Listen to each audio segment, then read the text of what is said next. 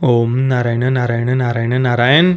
सब मित्रों को राम राम। सबका स्वागत है दोस्तों। कैसे हैं आप सब दोस्तों। बगीरा अभी 2 महीने पहले 31 अक्टूबर को थिएटर में रिलीज हुई थी अपनी मूल भाषा कन्नड़ा में। ये एक विजिलेंटे थ्रिलर फिल्म है। पहले इसके मेकर्स के द्वारा इसे हिंदी में रिलीज करने के बारे में भी सोचा जा रहा था, पर शायद फिर उसी समय सिंघम अगेन और भूल भुलैया 3 भी थिएटर में रिलीज हो रही थी 1 नवंबर को, और शायद इसी कारण से रिलीज से ठीक पहले इसे मात्र अपनी मूल भाषा में रिलीज करने का निर्णय लिया गया। और शायद कन्नड़ा के साथ में तेलुगु भाषा में भी इसे डब करके उस समय रिलीज किया गया था, जितना मुझे याद आ रहा है, पर हिंदी में रिलीज नहीं हुई थी। और मुझे लगता है कि मेकर्स के द्वारा ये निर्णय सही लिया गया, क्योंकि केवल नाम के लिए इक्का दुक्का शोज पर रिलीज करना, क्योंकि बड़ी बड़ी फिल्में थी सिंघम अगेन, भूल भुलैया 3, उनके बीच में शोज भी नहीं मिल पाते, तो केवल कहीं पर इक्का दुक्का शोज पर रिलीज करना, और वो भी बिल्कुल ऑड शो टाइमिंग होती है, तो उसका कोई मतलब बनता नहीं है। और इसी कारण से शायद हमारे फिल्म्स ने इसे हिंदी में रिलीज ना करने का ही निर्णय लिया होगा। फिल्म देखने से पहले थोड़ा सा मेरे मन में डर था कि भाई अब एक विजिलेंटे थ्रिलर फिल्म है, प्रशांत नील उन्होंने इसकी कहानी लिखी हुई है, तो मुझे वही मन में डर था कि भाई कहीं उस टॉक्सिक जोन में फिल्म ना चली जाए। अब देखिए, जो विजिलेंटे थ्रिलर फिल्में होती है ना, उसमें एक पतली लाइन होती है, उस लाइन के थोड़ा सा उधर आप चले जाओ ना, तो फिर वो पूरी कम्युनिस्ट प्रोपेगेंडा वाले टॉक्सिक जोन में फिल्म चली जाती है। परंतु ये फिल्म कहीं पर भी उस लाइन को क्रॉस नहीं करती, उस टॉक्सिक जोन में फिल्म नहीं जाती है। ये इस पर मैंने कई बार चर्चा की हुई है। जैसे कि आप डायरेक्टर शंकर उनकी फिल्में देख लीजिए, चाहे वो अपरिचित हो, हिंदुस्तानी हो, वो भी विजिलेंटे थ्रिलर ही है। हिंदुस्तानी में भी जो कमल हसन उनका जो मुख्य पात्र है, जो आज़ाद हिंद सेना में जो थे, वो भी अभी सिस्टम में जो भ्रष्टाचार आदि उससे परेशान होकर के करप्ट लोगों को वो मार रहे होते हैं। अपरिचित में भी हमें सेम थीम देखने को मिलती है, परंतु वो फिल्में कहीं पर भी उस टॉक्सिक जोन में नहीं जाती है। उनमें एक राष्ट्रवाद का टच आपको देखने को मिलेगा, ज़मीन से जुड़ाव देखने को मिलेगा, ट्रेडिशनल वे में किया गया पारिवारिक सामाजिक चित्रण आपको देखने को मिलेगा, सांस्कृतिक चित्रण भी उसी प्रकार का देखने को मिलेगा। तो ये बातें भी बघीरा में हमें देखने को मिलती है। फिल्म कहीं पर भी उस टॉक्सिक जोन में नहीं जाती है। और लाइन को क्रॉस करने का मतलब अगर कहूँ तो आप मैंने देखिए, अगर आपने हमारा द डार्क नाइट ट्रायलॉजी का रिव्यू देखा होगा, जो फिलोसॉफी एक्सप्लेनेशन जो हमारा वीडियो है, वो आप अवश्य देखना अगर नहीं देखा हो तो। उसमें मैंने विस्तार से चर्चा की हुई है इस विषय पर। मेजर ग्रोम जो एक रशियन फिल्म आई थी, रशियन सुपर हीरो फिल्म थी, उसमें भी एक मास्क पहना हुआ व्यक्ति इसी प्रकार से सिस्टम के अगेंस्ट उसने युद्ध छेड़ा हुआ होता है देश में, परंतु वहाँ पर उस व्यक्ति को गलत दिखाया है।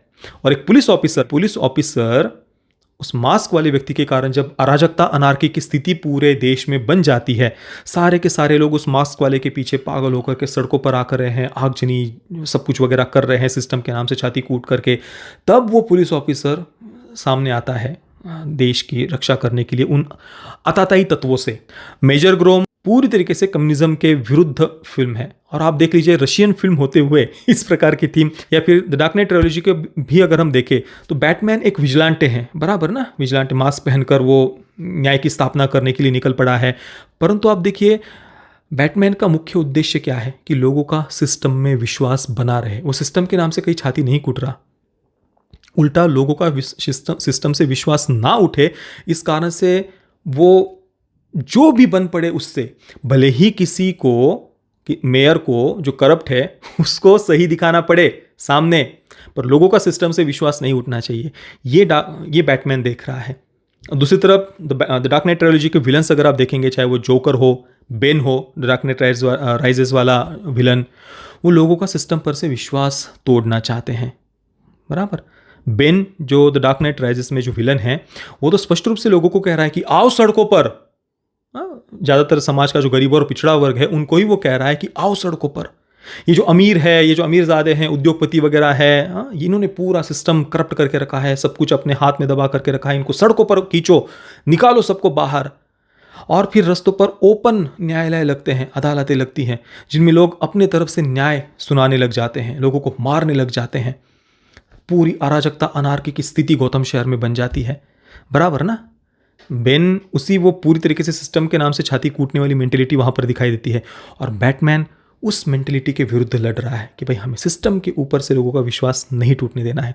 तो ये एक्सट्रीमली पूरी तरीके से एक आप कह लीजिए राष्ट्रवादी विचारधारा की या कंजर्वेटिव पॉइंट ऑफ व्यू से बनाई गई विजिलेंटे थ्रिलर हम उनको कह सकते हैं। अब बगीरा की हम बात करें तो यहाँ पर वो सिस्टम के भ्रष्टाचार से ही परेशान है और वो फिर क्रिमिनल्स को अपनी तरफ से वो न्याय दे रहा है, जो सिस्टम के थ्रू जाकर के वो नहीं दे पा रहा।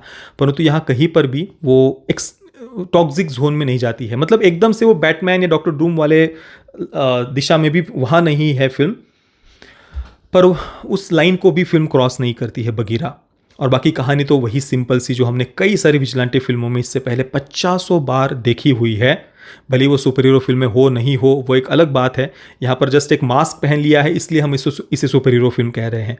हालांकि इस प्रकार की फिल्में तो बहुत सारी आई हुई है, 50 फिल्में अलग अलग फिल्म इंडस्ट्रीज़ में हमने इससे पहले देखी हुई है। जैसे कि आप अगर देखेंगे तो वी फॉर वेंडेटा वो उस टॉक्सिक जोन में जाती है, लाइन क्रॉस कर देती है। हाँ, वी फॉर वेंडेटा में वही एक टोटलिटेरियन गवर्नमेंट दिखाई है जो कंजर्वेटिव विचारधारा की है, जो माइनॉरिटीज़ पर अत्याचार करने वाली गवर्नमेंट वहाँ पर, मतलब दिखाया है कि भाई वो माइनॉरिटीज़ पर अत्याचार कर रही है। जो मुस्लिम समाज के भी लोग हैं उनको भी प्रताड़ित किया जा रहा है, उनकी रिलीजियस बुक को तक घर में नहीं रखने दिया जा रहा। इस प्रकार की वो टोटलिटेरियन गवर्नमेंट है। और वी फॉर वेंडेटा फिर ऐसी गवर्नमेंट के विरुद्ध वो खड़ा हो रहा है, लोगों को सड़कों पर आने के लिए कह रहा है, पूरी अनारकी और अराजकता वो फैला देना चाहता है। फिल्म के एंडिंग में वो संसद को उड़ा दे रहा है बम से बराबर ना, वी फॉर वेंडेटा, हमारा रिव्यू देखना आप वी फॉर वेंडेटा का, तो वो उस लाइन को क्रॉस करके जाती है वो विजिलेंटे थ्रिलर। बाकी बगीरा एक सिंपल फिल्म है, सिंपल कहानी है। एक पुलिस ऑफिसर है जो सिस्टम के भ्रष्टाचार से परेशान हो जाता है, फिर स्वयं न्याय देने का निर्णय लेता है मास्क पहनकर, और वो न्याय देते जा रहा है। जस्ट इतनी ही फिल्म की कहानी है। बाकी फिल्म कहीं पर हमें परेशान भी नहीं करती है, कुछ बहुत ज़्यादा उत्सुकता भी हमारे अंदर नहीं जगाती है।